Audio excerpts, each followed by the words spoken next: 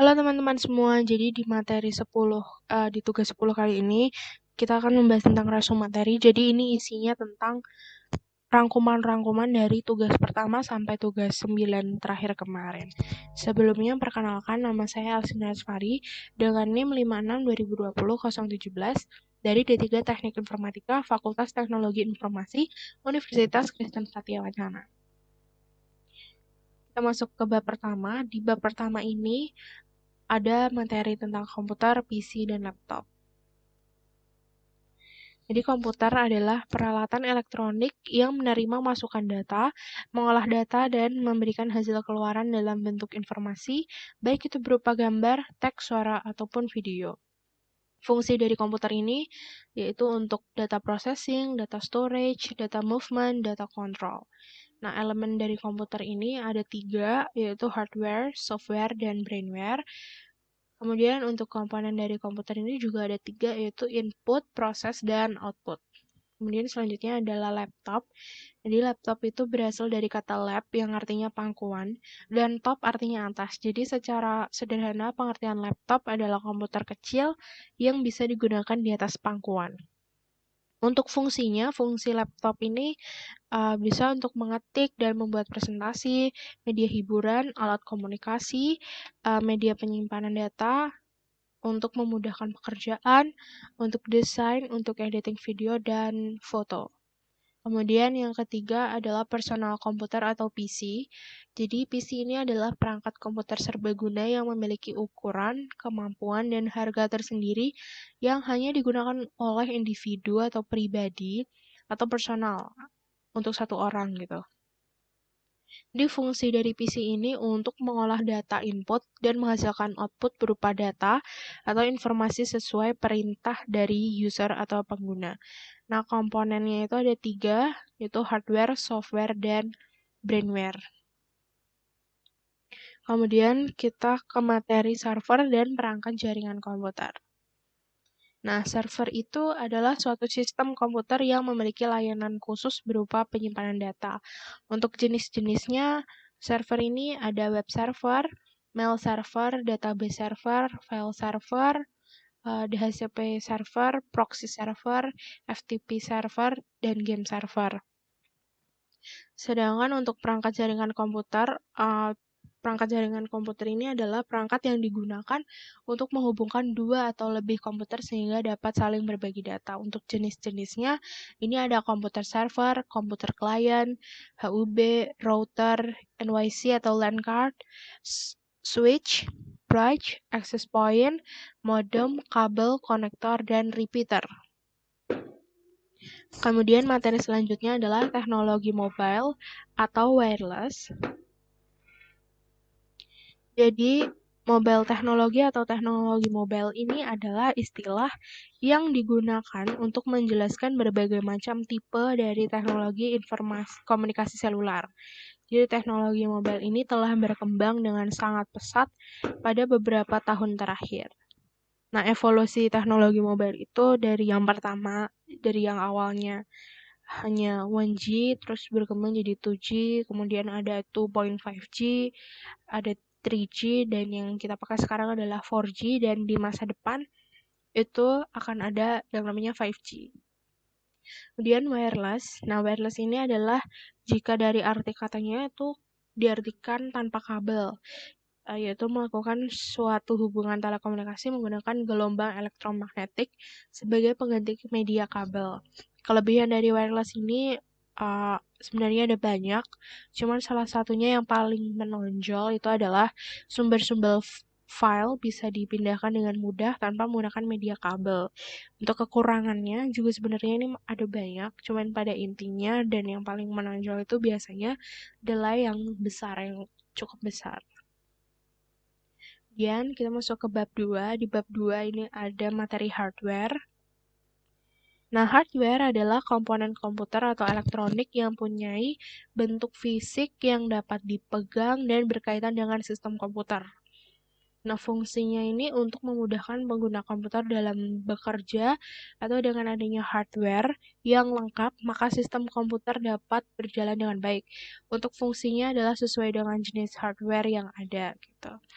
Nah, hardware ini dibagi menjadi 3, yaitu input hardware, proses hardware, dan output hardware. Untuk input hardware ini contohnya adalah keyboard, mouse, dan scanner. Untuk proses hardware ini contohnya ada CPU, VGA, dan RAM. Untuk output hardware, contohnya ada monitor, speaker, dan printer. Kita masuk ke bab 3. Di bab 3 ada materi software dan device driver. Nah, software ini adalah data yang diprogram, disimpan, dan diformat secara digital dengan fungsi tertentu.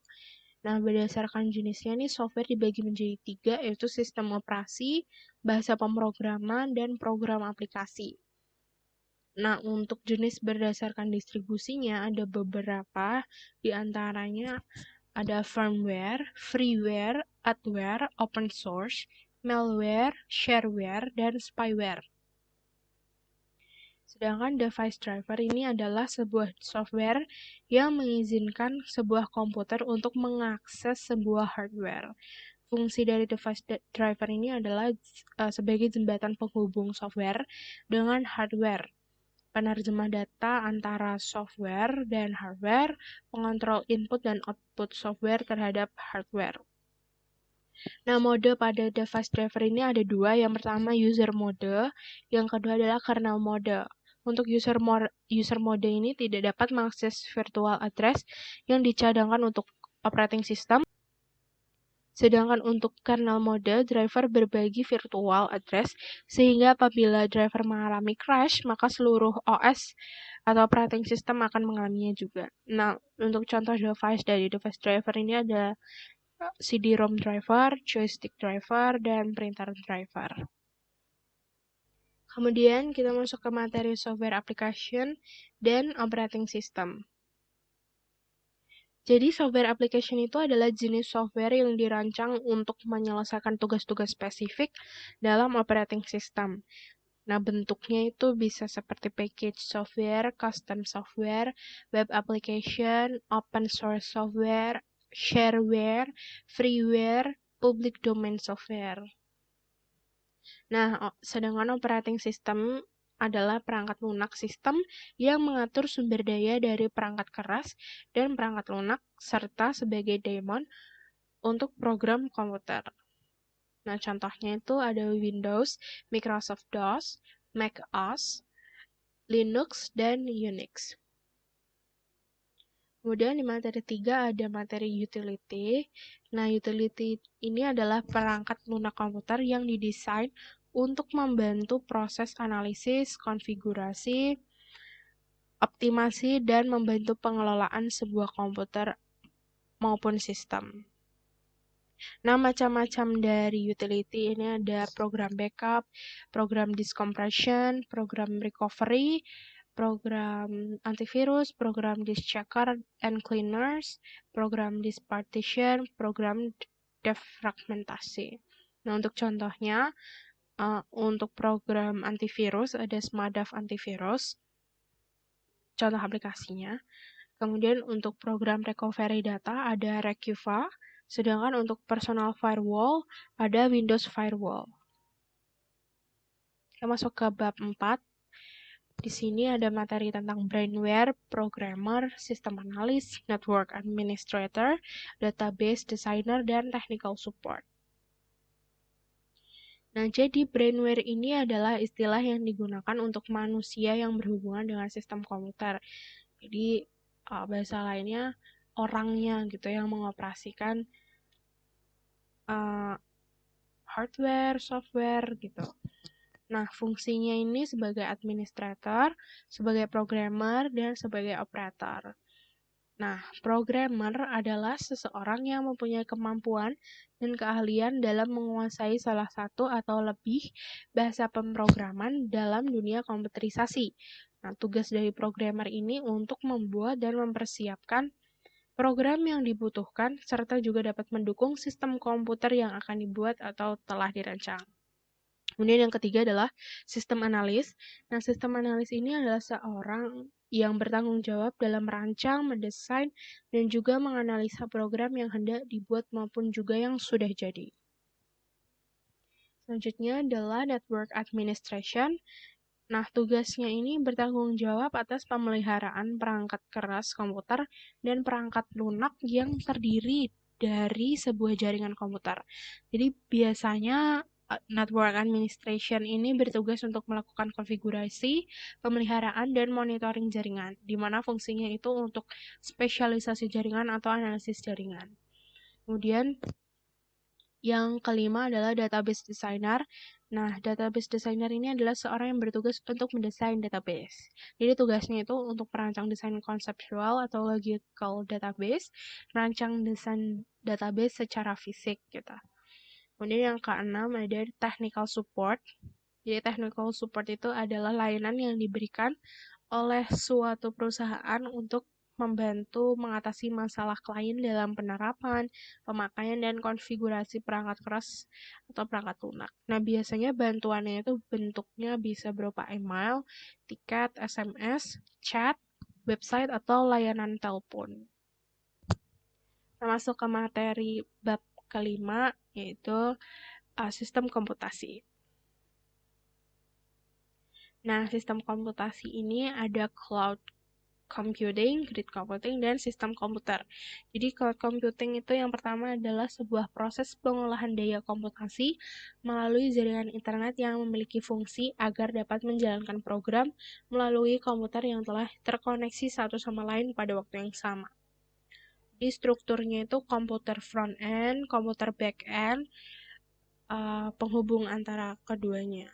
Jadi strukturnya ada 3.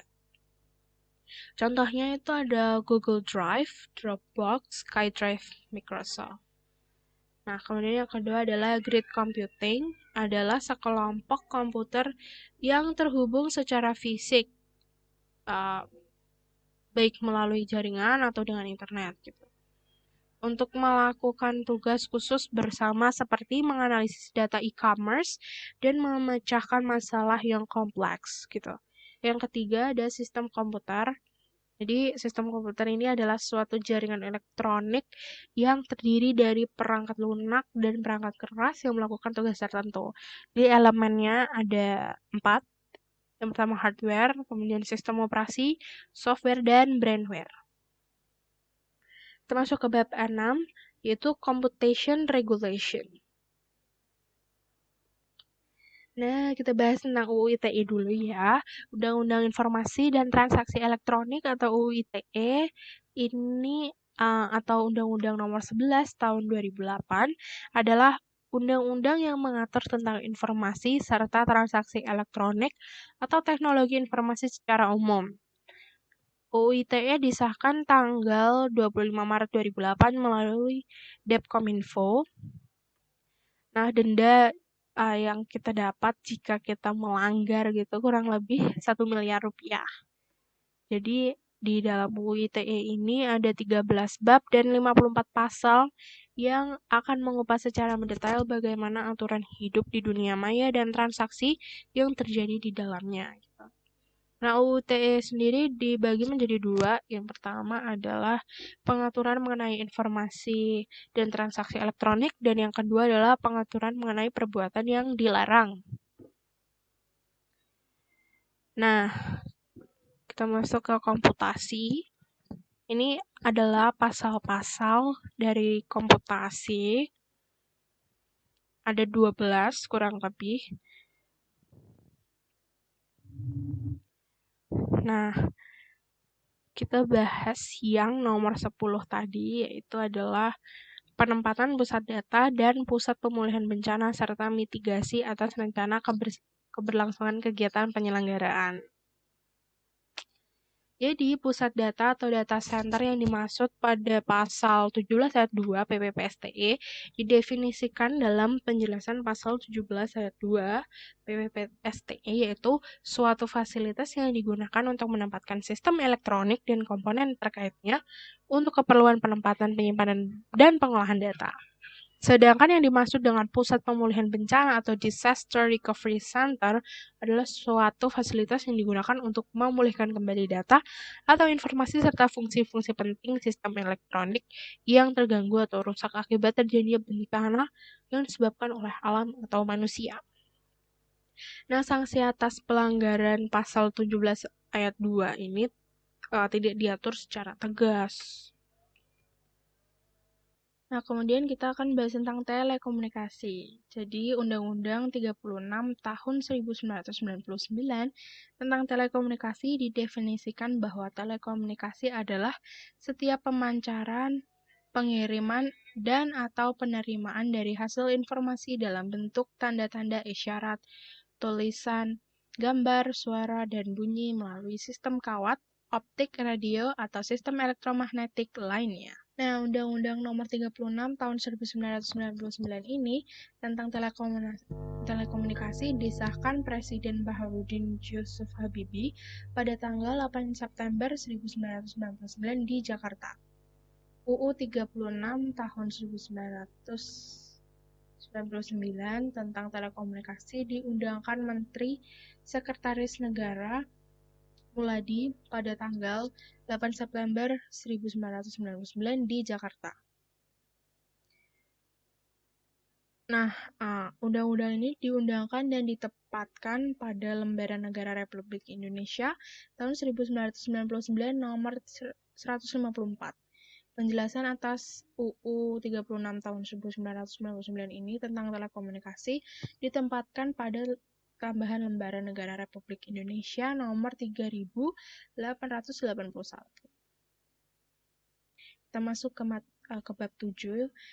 Di dalamnya ada materi tentang mobile computing, SAS, dan IaaS.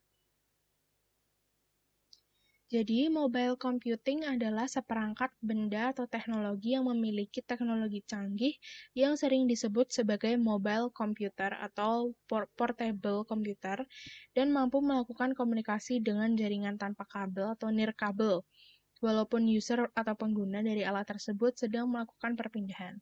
Tapi mobile computing ini tidak sama dengan wireless computing. Untuk jenis-jenisnya, mobile computing ini ada laptop, PDA, smartphone, GPS. Nah, untuk contohnya, dari mobile computing ini contohnya adalah GPS, mobile agent, network game groups, dan information service. Nah, untuk cara kerjanya, jadi secara kontinu ini menganalisa permintaan terhadap sumber daya dan mengatur supply untuk disesuaikan terhadap permintaan tersebut. Nah, di mana data disimpan atau komputer mana yang memproses permintaan itu tidak perlu dipikirkan. Nah, untuk SaaS atau Software as a Service, SaaS itu adalah perangkat lunak yang bisa digunakan dan diakses melalui internet tanpa harus melakukan pembelian program atau sistem, serta perangkat keras. Jadi contohnya itu diterapkan di beberapa startup Indonesia seperti Jubelio, Gawean, Akuntansi Online, Gajian, Mail2Go, dan Quintal. Sedangkan untuk cara kerjanya, jadi para pengguna ini dapat menjalankan aplikasi tanpa harus mengetahui dan mengurus data-data yang ada. Jadi, cara kerja dari SaaS ini hampir sama dengan sebuah bank. Nah, untuk IaaS atau Infrastructure as a Service, ini adalah layanan komputasi awan yang umumnya berupa satu paket perangkat hardware komputer yang berupa virtualisasi bersama dengan jaringan internet, bandwidth, dukungan alamat IP, keseimbangan beban, jaminan online secara real-time, dan keamanan dalam ruang lingkup satu unit layanan IaaS. Nah, contohnya ini ada DigitalOcean, Linode, Amazon Web Service, dan lain-lain. Sedangkan untuk cara kerjanya, jadi IaaS ini seperti komputer biasa, hanya saja kita tidak dapat melihat secara fisik gitu, hanya bisa mengoperasikannya lewat layanan pengendali yang disediakan oleh perusahaan penyedia. Kita masuk ke bab 8, yaitu game teknologi dan industri. Nah, permainan atau yang sering kita sebut dengan game adalah sesuatu kegiatan yang dilakukan untuk menghibur diri kita dari rasa jenuh. Tak hanya untuk sekedar refreshing, namun aplikasi games telah menjadi sebuah bisnis industri yang sangat besar. Antusiasme masyarakat yang tidak pernah surut terhadap game membuat sektor ini dinilai paling bertahan lama. Didukung dengan kemajuan teknologi yang semakin pesat, game merajai dunia usaha. Inovasi terus dibuat, sementara pasar terus meluas. Nah, Indonesia ini termasuk dalam jajaran wilayah yang memiliki masyarakat sadar akan teknologi. Digital sangat berkembang pesat di sini, terbukti dengan banyaknya marketplace, naiknya pendapatan toko online, serta e-commerce. UMKM juga mengalami peningkatan dan seluruh yang berhubungan teknologi berada di angka teratas. Nah, potensi yang dimiliki Indonesia ini jauh lebih baik dibandingkan dengan negara tetangga Malaysia. Nah, pasar game di tanah air terus mengalami peningkatan. Produk-produk buatan anak bangsa juga semakin banyak. Kondisi ini memicu yang lain untuk menciptakan game yang lebih canggih dan bervariasi. Dampaknya itu bagi kita, dampak positifnya adalah penghilang rasa jenuh atau stres, jadi semakin cekatan, meningkatkan keterampilan, dapat mengenal hal-hal baru, dan meningkatkan tingkat solidaritas. Sedangkan untuk dampak negatifnya, ini dapat membuat kecanduan, menjadi malas, kurang memperdulikan lingkungan sekitar, bisa menjadi bodoh jika main terus-menerus, dan gangguan penglihatan. Kemudian, bab terakhir, yaitu bab 9, adalah virtual dan augmented reality. Nah, virtual reality ini adalah sebuah teknologi yang membuat pengguna atau user dapat berinteraksi dengan lingkungan yang ada dalam dunia maya yang disimulasikan oleh komputer, sehingga pengguna merasa berada di dalam lingkungan tersebut. Nah, elemen dari virtual reality ini adalah virtual world, immersion, sensory feedback, dan interactivity. Nah, implementasinya itu seperti apa sih? Implementasinya itu contohnya kompetisi mendesain motor menggunakan VR, promosi Wonderful Indonesia di London, dan KB Virtual Experience, dan lain-lain.